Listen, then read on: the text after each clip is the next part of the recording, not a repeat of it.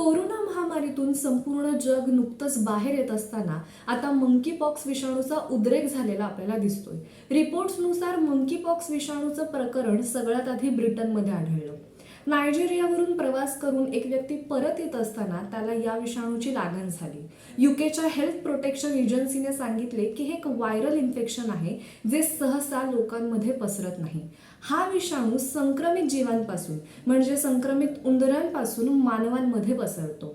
सुरुवातीला यामध्ये फ्लूची लक्षणं आढळतात. बऱ्याचदा लोक बरेही होतात, पण परिस्थिती बिकट असेल तर व्यक्तीला न्यूमोनिया सुद्धा होऊ शकतो. हा मंकीपॉक्स म्हणजे नेमकं काय, याची लक्षणं आणि संसर्ग सविस्तर जाणून घेऊयात या व्हिडिओमध्ये. नमस्कार, मी जागृती आणि तुम्ही बघताय सलाम ठाणे. भारतातही मंकीपॉक्स विषाणूचा संसर्ग झाला आहे. राजधानी दिल्लीमध्ये मंकीपॉक्सचा पहिला रुग्ण आढळला होता. केंद्रीय आरोग्य मंत्रालयाने याबद्दल अधिकृत माहिती देत दिल्लीमध्ये मंकीपॉक्सचा शिरकाव झाल्याचं स्पष्ट केलं. यानंतर सातत्याने मंकीपॉक्स विषाणूचे रुग्ण हे आढळतच आहेत. जगभरात जवळपास 17,000 पेक्षा जास्त रुग्ण आढळले आहेत, तर 70 पेक्षा जास्त मंकीपॉक्स रुग्णांचा मृत्यू झाला आहे. यामुळे कोरोनानंतर आता मंकीपॉक्सची भीती सर्वत्र पसरली आहे.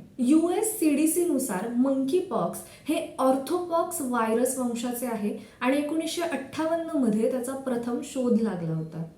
मंकीपॉक्समध्ये सुरुवातीला कांजण्यांसारखी लक्षणं आढळतात, पण ती कमी गंभीर असतात. मंकीपॉक्समुळे ताप, डोकेदुखी, स्नायूदुखी, थंडी वाजणे आणि थकवा जाणवू शकतो. यामध्ये कांजण्यांसारखे पुरळ यायला सुरुवात होते आणि त्याची सुरुवात ही चेहऱ्यापासून होते. मग त्या पुरळांवरती खपली तयार होणं आणि मग ती खपली पडणं यापर्यंत या पुरळांमध्ये सतत बदल होत असतात आणि हळूहळू ते पुरळ पूर्ण शरीरावरती यायला सुरुवात होते. हे पुरळ वेगवेगळ्या टप्प्यातून जात असतात. संक्रमित रुग्णाच्या संपर्कात आल्यानंतर मंकीपॉक्स या विषाणूचा प्रसार होत असतो. हा विषाणू फाटलेली त्वचा आणि श्वसन मार्ग जसे की डोळे, कान, नाक आणि तोंडावाटे प्रवेश करतो.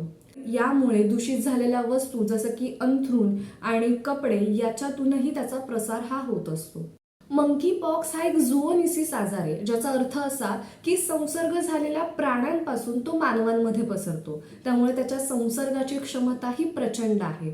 चावल्याने, ओरखडल्याने, जखमेच्या प्रत्यक्ष किंवा अप्रत्यक्ष संपर्कात आल्याने ह्याचा प्रसार होऊ शकतो. माणसांपासून माणसांपर्यंत याचा प्रसार हा मर्यादित आहे, परंतु श्वासावाटे किंवा श्वासाच्या थेंबावाटे याचा प्रसार होऊ शकतो. जगभरात मंकीपॉक्स विषाणूचा वाढता संसर्ग बघता जागतिक आरोग्य संघटना म्हणजेच WHO ने मंकीपॉक्सला जागतिक आणीबाणी म्हणून घोषित केले आहे. यानंतर भारतातही मंकीपॉक्स विषाणूचे रुग्ण हे मोठ्या प्रमाणात आढळताना आपल्याला दिसत आहेत. जागतिक आरोग्य संघटनेचे प्रमुख यांनी देखील या बाबतीत चिंता व्यक्त केली आहे. मंकीपॉक्सवर अद्याप कोणताही सुरक्षित किंवा सिद्ध उपचार नाही. WHO देखील मंकीपॉक्सच्या लक्षणांवर आधारित प्रतिबंधात्मक उपाय करण्याचा सल्ला देतात, पण मंकीपॉक्सचा संसर्ग नियंत्रणात आणण्यासाठी त्यावर जागरूकता ही आवश्यक आहे. हा व्हिडिओ तुम्हाला आवडला असल्यास सलाम ठाणे या चॅनलला लाईक करा, फॉलो करा, शेअर करा आणि सबस्क्राईब करा.